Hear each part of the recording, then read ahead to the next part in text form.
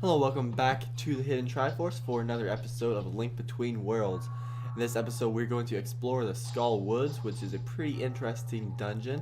And things start off really quickly with I guess, a wall master, floor master. I don't know what it's called. Either way, it's a creepy hand that's trying to smash down on you.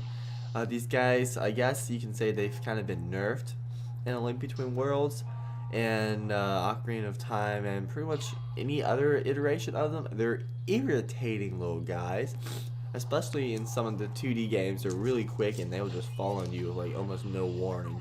So just keep an eye out, keep looking at the floor for a shadow to appear, and that's when you know you need to just move. But they're really slow here in this game. As you can see, they kind of like hover over you first, and then they like wiggle their fingers, and then they slam down on you. So they're a lot more easy to avoid in A Link Between Worlds than some of the other iterations. Anyways, Kian, if you're watching this, it's okay. You can keep watching this one. This one's safe for you. Otherwise, let's drop down this hole. My favorite thing to do ever. This dungeon, as I said in the last episode, is very similar to this same respective dungeon in A Link to the Past, or like there's a lot of dungeons where you kind of like go inside and then you go outside and you go into a new part of it, and this dungeon is just like that. And there's actually a lot of different paths that you can go to, and you have to figure out the right one. So it's kind of creative. Yeah, a lot of these rooms are just pitch black, and there's monsters inside, and there's this shadow hovering over me right now, actually. So let's, I'm just trying to avoid him. I have no idea where he's at. Just gotta make sure your magic level stays high so you can light this torch at the bottom. I'm trying to find it. I keep falling off the cliff instead. There we go. Oh, and there he is. So let's smack at him a few times. Get rid of him. We're going to avoid this dead skull jellyfish. Is that what that's supposed to be? And take out this guy right here. He's like right on me the entire time. So anyways, we got this small key, so we can go ahead and exit, and it's going to take us outside the dungeon once more. This is actually a fairly quick dungeon, which is nice. The last one was a little bit longer. Granted, I did get lost a bit in the last one. Don't go down this hole. It's not the right one. These guys are massacring me. I've got the little beep, beep, beep going on. And let's kill this guy real quick and get his heart. The hole you want to go down is this one. The moral of the story, don't just go into the first hole that you find. Sometimes you should wait and find a better hole. And let's go down here. And see, I'm still low in health, so I'm trying to find some hearts if I can. But they're not going to come. They only come when you don't need them. So let's go ahead, and we're going to drop down here by throwing out a rented bomb. And what's cool is that this guy can't get us because there's grating above our heads, so he can keep slamming down as much as he wants. Oh, these guys are going to try and kill me, but they still can't get me. But what we need to do is get this guy to slam. Alright, now we're good. Now let's run. Kill a rope. Get a heart.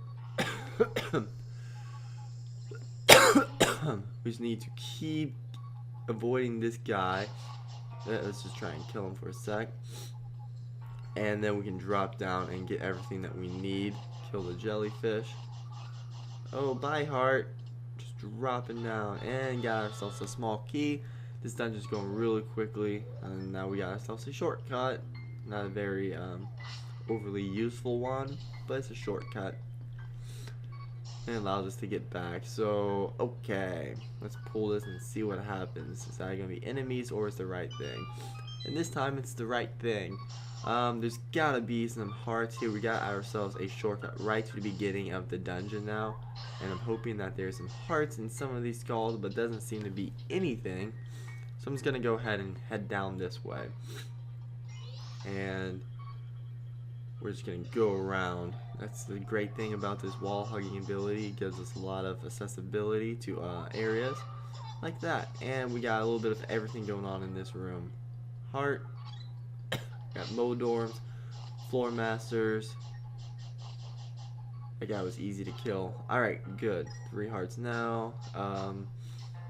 Stalfos, that we're just gonna let him jump right off the cliff. And guys, that was a little puzzle here. What you have to do is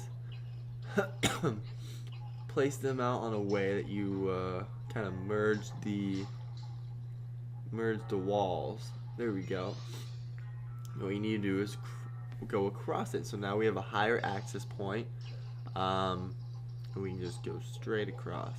And now we have a shortcut. Another shortcut. Useful for if we ever want to come back into this dungeon. We're making all these little shortcuts for us.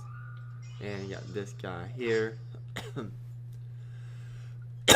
He can't get you if you're in the wall, so just go into the wall. It's easy. And just stay underneath this stuff. Now, this is actually really unique. What's coming up here is you have to use this guy to get him to press the buttons for you. I think this is I think he missed. Didn't look like he missed, but I think he missed. So let's try that again. I guess you have to be really precise. There we go. Really unique puzzle. Using enemies to solve puzzles. It's not new to the series. Like you have some of those. Another shortcut, like in the Wind Waker, you have to stun some of the Zells, whatever, buzz blobs, whatever they are. You have to stun them to turn them into a rock and then put them on switches. So it's not exactly new to the series, but it is new to use an enemy as a weapon and to smack switches, like in this format. So it's kind of cool. So now they're all gone, we got ourselves a midway point shortcut, and we're actually about midway done with this video, so that's really good timing. This is a really short dungeon. As you can see, we're breezing right through it. Let's see, I'm back here in Cincinnati, as I mentioned a couple videos ago, and with that comes cold temperature. It did hit 60 degrees the other day, almost 70 actually, but it's supposed to get that back down to like 18 degrees next week, so it's going to be just a literal hell. I hate winter. I need to move somewhere that's nice, and nowhere in the Midwest is that acceptable, so Cincinnati's gonna have to be out. Just need to find myself a job or a grad school program that's nowhere near this hellhole. And I feel this way about the entire Midwest, so don't get offended if you're from Ohio or Cincinnati. I just think this place is boring and cold. Let's see. Alright, there's a light switch. And there's mummies all around. So let's kill them. And kill this guy. I missed the mummies that kind of acted like re-deads from Twilight Princess. They would just jump on you anyways. Those guys were creepy. Not as creepy as these ones. These ones are just slow moving, dumb monsters. Get some eye statues, and I guess that's the clue that we need to fill them in, because this one's missing an eye, and so is that one. But there's an eye right there. So the first one's really simple. Just throw it. Oh, this guy right here. So that's going to be kind of like the last major puzzle, is that we have to fill in both of these statues with an eyeball. And there's going to be this guy above our head this entire time, I'm sure.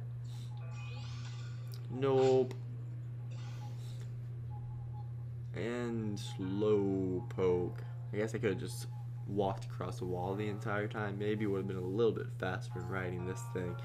But, whatever. Some reason there's this light right there, not sure why. I guess maybe we'll figure that out later. And there's the second eyeball. And let's just go ahead and go outside. Nothing we can do inside. It looked like the eyeball was out of our reach. There's the sage we're trying to save in her picture format. And we're going to drop down, and now we're right where we need. How convenient. And there's the eye statue. Everything's working out according to plan. And this thing is really slow. Super slow, actually. So your best method is pick it up, throw it. It can be used as a weapon as well. There's also this big key there. You can get that. I might. Probably not. I'm probably not going to. Oh no, I'm off the cliff. I don't know if he can grab this thing or not. Um, it would remind me of the Twilight Princess when you're trying to save the souls, S-O-L-S, in the Twilight Realm dungeon, and the hand was grabbing them constantly from you, and it was a big old chase, race across the room. That's kind of what this would remind me of. Thankfully, it doesn't seem that they are going to do that. Let's go ahead and pop this guy in. Perfect. Get this big chest. So now we have that. And big key. Perfect. So we're going to go face off against the boss of this dungeon. If you want to get that other big key, you just have to go up, fall into another hole. It'll take you right down there. I believe it's a piece of master, or I might be wrong on that. So don't take my word on it. We're just gonna, there we go. He's right here. And we got ourselves a mechanical wall master, floor master, wall master. I can't remember the difference. So yeah, this guy's gonna be super easy. Whenever he charges up an attack, just get on the wall. Let him punch the wall instead of punching you, and then you just smack him. He gets all stunned, like really kind of simple. Yep, here he goes again. It's a kind of a repeat performance. A lot of this boss fight is just very repetitive, but it does kind of drag on just a little bit. He is a longer boss just because he takes a lot of damage. I guess I should collect some master ore and upgrade my sword. It wouldn't take quite so long. Now he's gonna do this smack the ground thing. I'm trying to save some magic by getting off and hugging the wall again every time. It didn't quite work out in my favor, so we'll just let it fill up. And he will smack the ground and create little well, holes that you will fall in and take more damage. I don't know if it takes you out of the boss fight. It's kind of like some of the fights in Link to the Past, Link's Awakening, etc. But it definitely will make you fall down and take damage and be annoying. So just your best bet is to stay up here in this top corner where he can't really create any shortcuts. Or not shortcuts, holes in the floor. Stop slamming. There he goes. And now he powers up and punches the wall. Punching the wall will hurt. You can break your hand. He's lucky he's not going to the ER right now. But he's getting red, so he's I guess since he's glowing red, that means we're doing something right because he's getting mad and he's getting faster. I wonder if we can use our shield. Nope. Shield does not deflect a hand that is gonna squish you. Doesn't work that way. It will deflect just about everything else, but not a giant hand. Here he comes. And back, just stay on the wall. That's your best bet.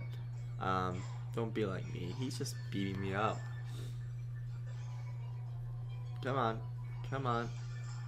He's gonna do it some more. Definitely will drain your energy. As you can see, it's going down really quickly here. There we go. Now he's gonna charge. Wham bam, thank you ma'am. Slash slash slash. And okay, he's done. Got one heart left. He's gone. He's defeated. So that is a really simple boss and a really simple dungeon here in the Skull Woods. So definitely tackle that one first if you are having trouble with some of the other ones. Get this heart container and be on your merry old way. Hope you guys enjoyed this episode of A Link Between Worlds here on the Hidden Triforce. In the next episode, we'll be going somewhere. I don't know where yet. You guys just have to wait and find out. It's going to be cool though. I guarantee it. So subscribe, like, comment, leave me some feedback, touch some sages, and have yourself a great day. Bye, everybody.